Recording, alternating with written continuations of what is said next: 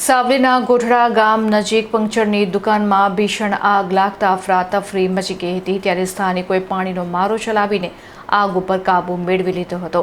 સદનસીબે આગના બનાવમાં કોઈ જાનહાનિના સમાચાર નથી. સાવલી તાલુકાના ગોઠડા ગામ નજીકથી એક ચિંતાજનક સમાચાર સામે આવ્યા છે. અહીં રોડ ઉપર આવેલી એક પંક્ચરની દુકાનમાં અચાનક ભયાનક આગ ફાટી નીકળતા સમગ્ર વિસ્તારમાં ભારે અફરાતફરી અને નાસભાગનો માહોલ સર્જાયો હતો.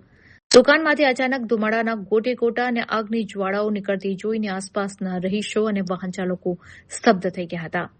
આગની ઘટનાની જાણ થતાં જ આસપાસના સ્થાનિક લોકો મોટી સંખ્યામાં તાત્કાલિક મદદ માટે ઘટના સ્થળ પર દોડી આવ્યા હતા.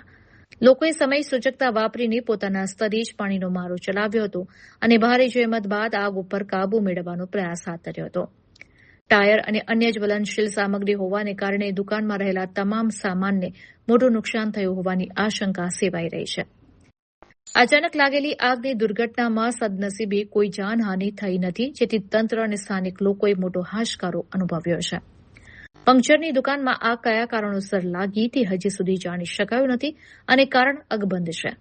શોર્ટ સર્કિટને કારણે આગ લાગી છે કે અન્ય કોઈ કારણોસર તે અંગે સ્થાનિક વહીવટીતંત્ર અને પોલીસ દ્વારા આગળની તપાસ હાથ ધરવામાં આવી છે.